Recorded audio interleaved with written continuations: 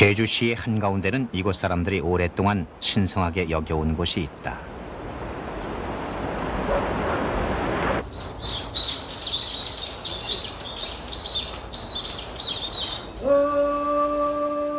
이곳에서는 1년에 3번씩 제사가 받들어진다. 제주의 토박이 성씨인 고씨, 양씨, 부씨가 그들의 시조를 모시는 제사다.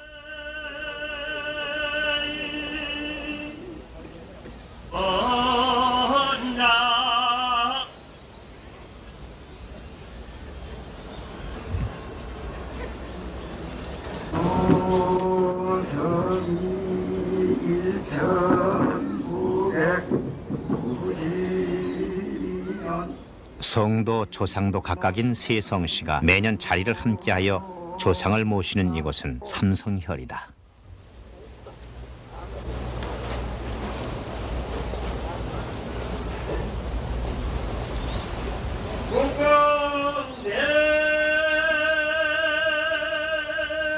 오늘 조상 앞에서 깊은 절을 올리는 고씨와 양씨와 부씨의 길고 긴 세월은 바로 이곳에서 시작되고 있는 것이다.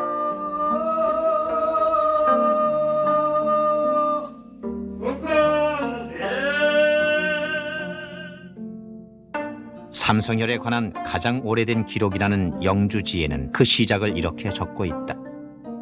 아득한 옛날 하늘이 처음 열렸던 태초에 이곳 제주에는 사람이 살지 않았다. 그러던 어느 날 한라산 기슭 모흥혈이라는 곳에서 세 사람이 땅을 뚫고 불쑥 솟아올랐다. 이들은 고을라, 양을 부을라였으니 고씨, 양씨, 부씨의 시조였다. 제주인이었던 세 사람은 수렵 생활을 하며 숲에서 살았다. 그런데 어느 날 이들의 생활을 완전히 뒤바꾸어 놓는 일이 일어났다. 마소와 오곡의 종자를 가지고 세 공주가 연원포를 찾아왔던 것이다. 삼신이는 이들을 배필로 맞아 농경 생활을 시작하게 됐다. 영주지에는 삼신인이 살 곳을 정하기 위해 각자 활을 쏘아 화살이 떨어진 곳을 영지로 삼았다는 기록이 전한다. 지금도 이곳에는 고을라의 화살이 관통했다는 돌이 남아있다.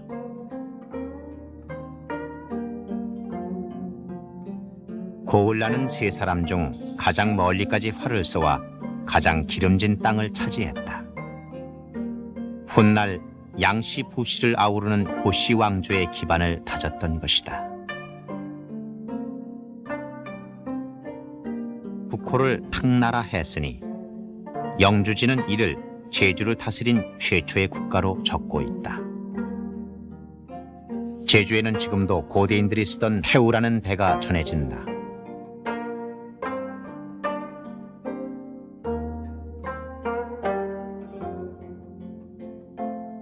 조선술이 발달하지 못했던 시대에 제주는 뭇과 고립될 수밖에 없었다. 제주인들이 섬을 떠나 처음으로 뭇에 발을 내디딘 것은 삼국시대에 와서였다. 영주지에는 고을라의 15세 손인 고후, 고청, 고계 삼형제가 바다를 건너 신라에 들어갔다는 기록이 있다. 이때 와서 비로소 고씨 왕조가 뭇에 알려지게 됐던 것이다.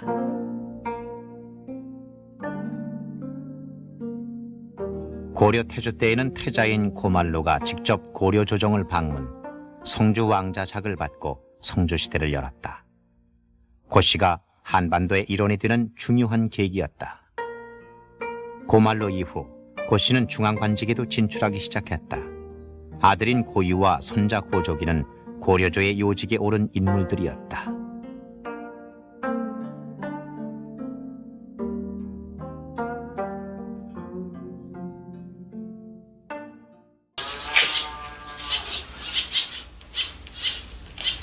고말로의 15세 손 고득종을 파조로 하는 영곡공파의 묘역에는 그를 기리는 추모비가 서 있다.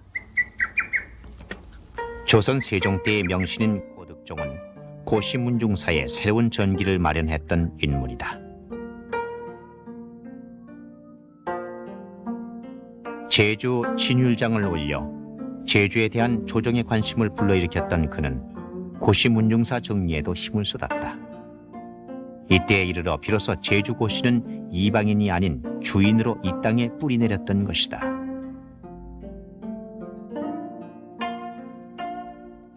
조선에 들어 제주 고시는 번성을 거듭하였으니 9개 계파를 거느린 명실상부한 명문으로 자리 잡게 됐다.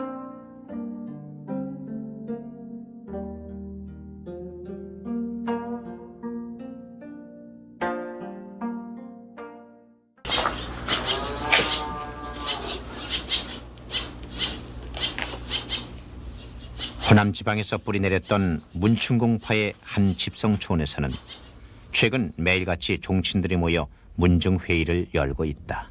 연주가도 없고 이번에는 이런 식으로 하는 모양이죠. 벌써 몇십 년 전 됩니다만은 우리가 여기 다니면서 보면은 땅 위로 이렇게 그만큼 돌 표적이 나와 있어요. 이상하다. 헌게 지금까지 정체를 알아보지 못하고 우리 선산에 있는 돌 하나 그간쯤이라도 우리가 소홀히 해서는 안 되게 생겼기에 마을에 있는 조상의 묘역에는 정체불명의 비석이 땅에 묻힌 채 전해오고 있었다. 전부터 한번 발굴해보자는 말이 있던 터라 후손들의 의견을 모아 실행에 옮기게 된 것이다. 기대는 빗나갔다. 비석은 없었다. 후손들이 이 비석의 주인일지 모른다고 믿었던 사람, 그는 임진왜란 때의 충신 고희였다.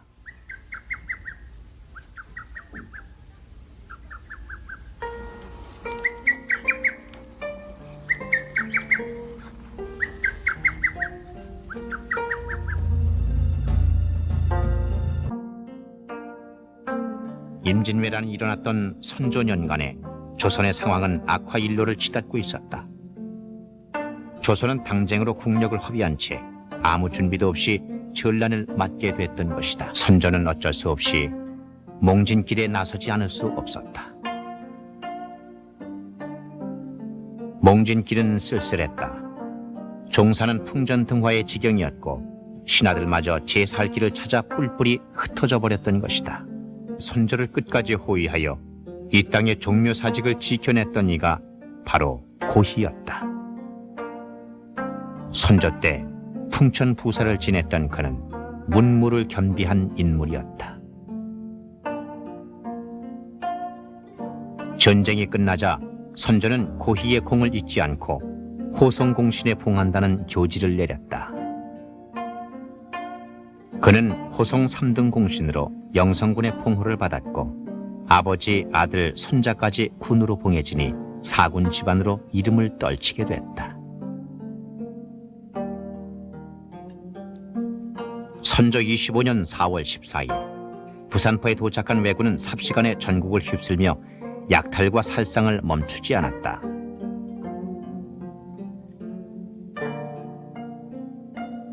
이 즈음 전국 각지에서는 의로운 백성들이 나라를 지키려는 마음으로 떨쳐 일어났다. 이들 중 의병장으로 이름 높았던 인물이 전라도 담양의 고경명이었다.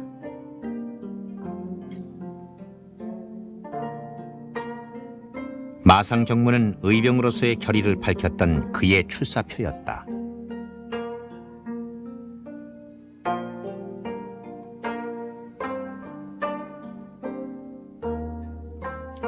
고경명은 담양을 대표하는 유학자였으니 당시 의병 창리에 소식을 듣고 그의 아래가 모든 사람이 무려 6천 명에 이르렀다. 오늘 우리는 금산을 향해 떠날 것이니라. 싸움에 임하는 자 죽기를 길을 쓰고서야 살아남을 수 있을 것이며 살고자 애쓰는 자는 죽고야 말 것이니 모든 장의병들아 내 말을 명심하였다. 고경명이 이끄는 의병군은 금산으로 진격했다. 그는 이곳에서 아버지의 뒤를 이어 구국의 길에 나섰던 두 아들과 함께 결전의 순간을 맞게 됐다. 다행히 우리가 함께 죽는다면 이승에서 못다한 부자간의 정을 저승에서나 꼭 피워보자.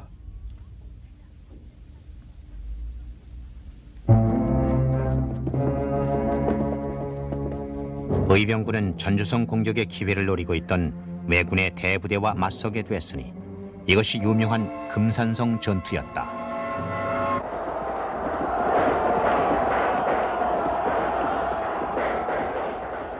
금사는 적의 본거지였다. 의병이 몸을 던져 사투를 벌였으나 전세는 역부족이었다. 고경명은 이 전투에서 아들 인우와 함께 장렬히 전사하고 말았다. 평범한 문원으로 보이는 이곳이 바로 고경명이 최후를 맞았던 곳이다. 사후의 나라에서는 사당인 포충사를 세우고 충렬의 시호를 내려 고고한 그의 충정을 되새겼다.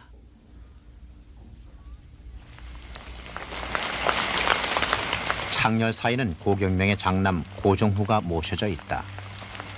금산성에서 구사일생으로 살아남았던 그는 다시 진주성 싸움에 참가하여 순절하니 고 씨는 충과 효의 가문으로 널리 존경을 받았다.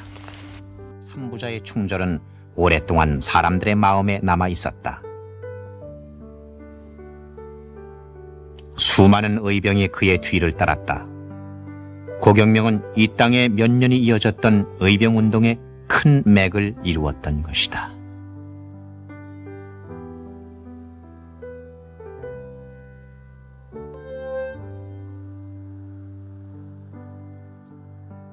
점촌에는 임진왜란을 이겨낸 또 한 사람의 자취가 남아있다. 김유신이 당군을 물리치고 독립을 지켜냈다는 이곳 당교에서 의병을 일으켰던 태촌 고상안이다. 임진왜란 때의 공으로 영고사에 모셔진 그는 오랫동안 후세 사람들의 주목을 받아왔다. 그는 의병장일 뿐 아니라 농업을 일으킨 영농가로도 유명한 인물이었다.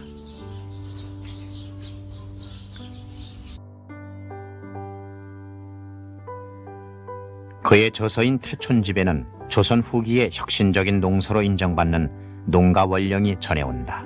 이는 농사가 천하의 근본이며 8가지 다스림의 중심이라는 그의 농업 사상을 바탕으로 한 명저였다. 조선시대의 농업은 가장 중요한 산업이었다. 나라에서는 각종 농서들을 펴냈으나 실정과는 거리가 있었다. 이런 점을 눈여겨보았던 고상안은 농민들의 경험을 바탕으로 해서 농가 원령을 짓게 됐던 것이다. 그는 이에 그치지 않고 누구나가 쉽게 볼 수 있도록 한글로 옮기는 작업도 잊지 않았다. 고상안은 임진왜란 직후의 어려운 시대를 살았다. 당시 농촌은 오랜 전란으로 황폐할 대로 황폐해져 있었다. 이런 현실 속에서 그는 나라와 백성을 위하는 길을 깊이 생각했다. 고상안이 머물러 살았던 곳에는 지금도 그가 만들었다는 저수지와 보의 흔적이 남아있다. 그를 기리는 주민들의 마음도 함께 전해진다. 태촌 고상안은 백성들의 어려움을 보듬을 줄 아는 진정한 선비였다.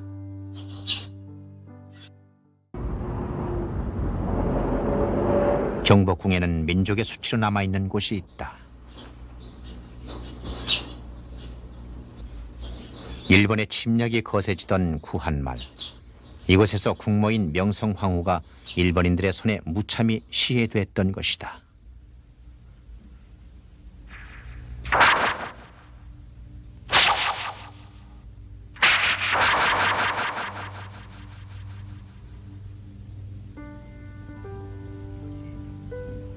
이것이 명성황후 시해 사건, 이른바 을미사변이었다.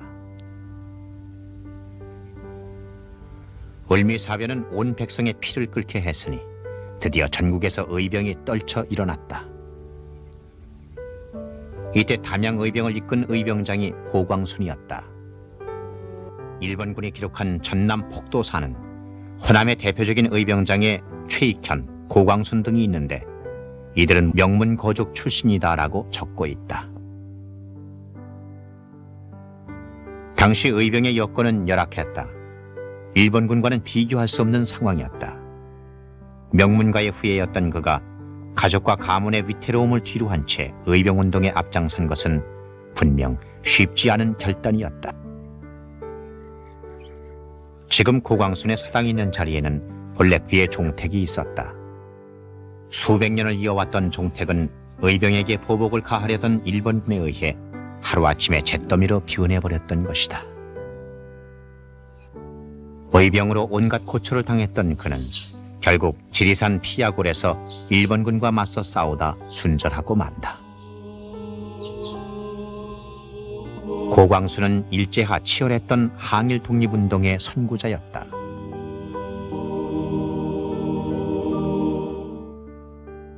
구한말 의병운동은 일제의 간담을 서늘하게 했다. 이에 일본 정부는 민족 정기를 없애려는 민족 말살 정책을 펴나가게 됐다.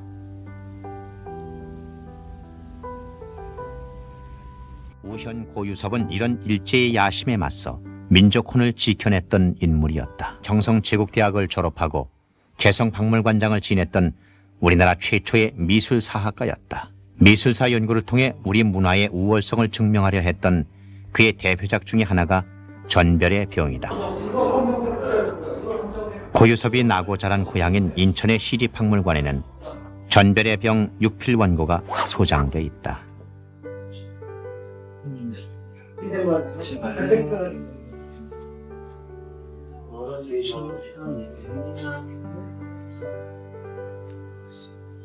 여기에는 그의 깊은 민족 사상을 분명히 보여주는 부분이 있다.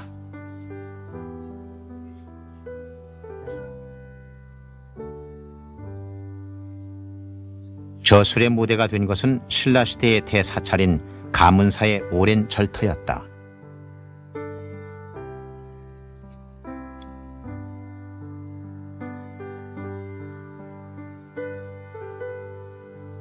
가문사는 신문왕이 부왕인 문무왕을 위해 지은 절이다. 전별의 병에는 가문사의 법당 아래로 수로가 있어 동해의 바닷물이 드나들었다고 한 부분이 있다. 문무왕 해죽릉과 맞닿아 있는 이 수로를 통해 용이 된 문무왕의 혼백이 이곳에 머물렀다는 것이다. 먼 빛으로 가문사를 바라다보고 있는 대왕암은 용이 되어 왜구를 무찌르겠다고 했던 문무왕의 호국 정신이 생생히 살아있는 곳이다. 일제의 서슬이 퍼렇던 시절, 고유섭은 이 바다에서 민족혼을 일깨우는 가슴 뜨거운 전설을 건져 올렸던 것이다.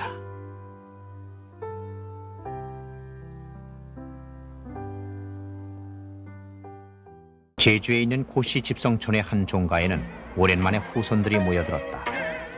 내일이 바로 고시들이 이곳에 자리 잡은 지 꼭 300년이 되는 날이기 때문이다. 이곳에 사는 제주 고시는 150가구 정도 된다. 최근 들어 어느 것보다 급격한 변화를 겪었던 탓에 제주에서는 이제 이만한 집성촌을 찾아보기가 쉽지 않다. 다들 잘 됐으다. 마당에서 제수가 준비되는 동안 제관들은 내일 있을 제사 절차를 의논한다. 그러니까 16세손 전서공 신작을 할아버지의 16세손. 이들은 제주의 마지막 성주였던 고복리의 후손들이다. 입향조인 고만리는 성주의 16세 손이었던 것이다. 왕통이 이어졌다면 당당히 왕족으로 대접받았을 조상이지만 지금 입향조의 제사는 그저 평범한 종가의 제사로 남아있을 뿐이다. 후손들은 입향조의 묘소가 있는 마을 뒤 선산을 올랐다. 이제는 자신들조차 잊고 사는 왕족의 역사를 문득 되새기는 것은 바로 이런 행사 때다.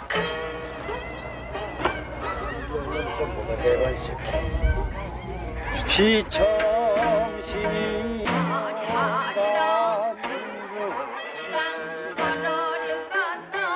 제주의 흙에서 나서 이곳의 주인으로 살아왔던 제주고시의 역사는 지금 1500여 년을 헤아리고 있다. 그러나 그 시간 동안 이곳이 온전히 제주고시들만의 것은 아니었다. 고시들이 다른 곳에서 뿌리 내리기도 했다. 제주고시의 문종사는 한반도의 한 부분이 되기 위한 응이었던 것이다.